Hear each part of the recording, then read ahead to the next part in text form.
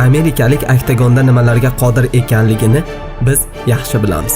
Faqat Pore jang olamidan tashqaridagi hayotida ham g'ururlanishga arziydigan inson. Bugun sizning e'tiboringizga Dastin Poreni hayotiga qisqacha nazar tashlaydi. Videoni boshlashdan oldin shunday videolarni ko'rishni xohlasangiz, videomizga like bosib, bizni qo'llab-quvvatlaysiz degan umiddamiz. Dastin Pore xuddi sevgi romanlaridagi qahramonlarga o'xshaydi. Yoqimtoy va ochiqko'ngil yigit. U o'z sevgisi Jellini yosh ekanligida topgan. Qizning oilasi Dastinni 14 yoshligidan taniydi. Ular 17 yoshga kirganida oilasidan alohida yashashga qaror berishgan va hali ham birgalikda baxtli hayot kechirib kelishadi. Albatta, maktabi bitar-bitmas oila qurish hammani kulgisini qisqatadi. Faqat Pore shu ishni qilgan. Men usiz hozirgi darajamga kela olmas edim. U meni omadim. U meni muvaffaqiyatimni garovi. U men uchun qiziqqan narsalardan voz kechgan. Hozirgacha birgalikda yashab ko'rib, shuni bildimki, u men uchun yaratilgan va biz oila a'zolarimiz bilan bir-birimizga bog'langanmiz. Bu juftlikni 3 yoshdagi El Parker ismli shirin qizalog'i bor. Har haftani oxirida Dastin oilasi bilan birgalikda to'planishib, konsertlar uyushtirib turishadi va Dastin kayfiyatni ko'tarishni yaxshi ko'radi. Dastin Habib bilan jangidan keyin ayoli Jolli bilan baxtli oilasini 10 yilligini o'tkazishadi. Dastinni oilasini hurmat qilishimizga arziydigan yana bir muhim sabablar bor. Dastin kam ta'minlangan va kasal bolalarga yordam beruvchi o'zini yordam fondini ochgan. Bu fond oddiy ishlaydi. Dastin va Jolli auksionda Dastinni mukofotlari va jangda kiygan kiyimlari va boshqa qadrli narsalarni sotishadi va undan kelgan mablag'larni nochor va beva bechoralarga berishadi.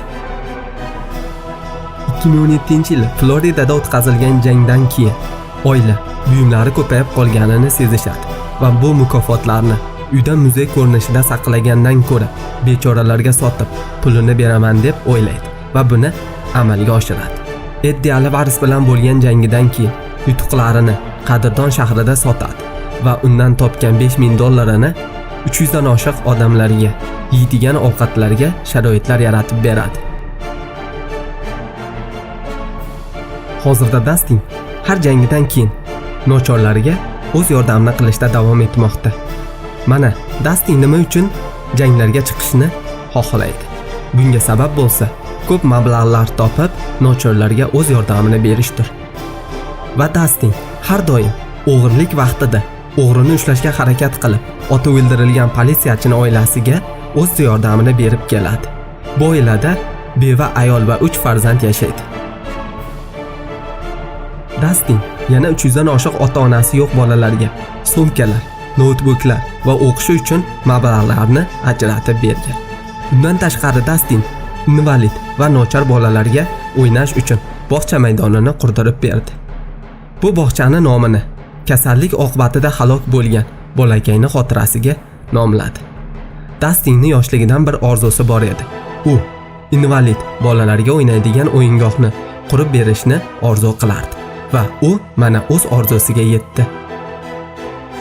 Men ishonib bo'lmas darajada baxtiyorman, chunki hozirda insonlarga yordam berishga menda imkoniyat bor. Insonlarga yordam beraverishi sabab rak kasallari kasalxonasi va saxiylik tashkiloti birgalikda Dastin Porega 2 umid medalini taqdim etdilar. Pore hozirda o'ziga bir maqsadni qo'ygan va uning orzusi UFC chempioniga aylanish. 7-sentyabrdagi musobaqa uning uchun omadli bo'lishi ham mumkin. Chunki u g'alaba qozonsa, o'ziga emas, yordamga muhtoj insonlarga foyda bo'ladi. Agar Pore Habib ustidan g'alaba qozonsa, uni mukofot puli ham qanchagina oshadi. Bu esa nochorlarga oz bo'lsa ham yaxshi hayotlariga yordam bo'ladi.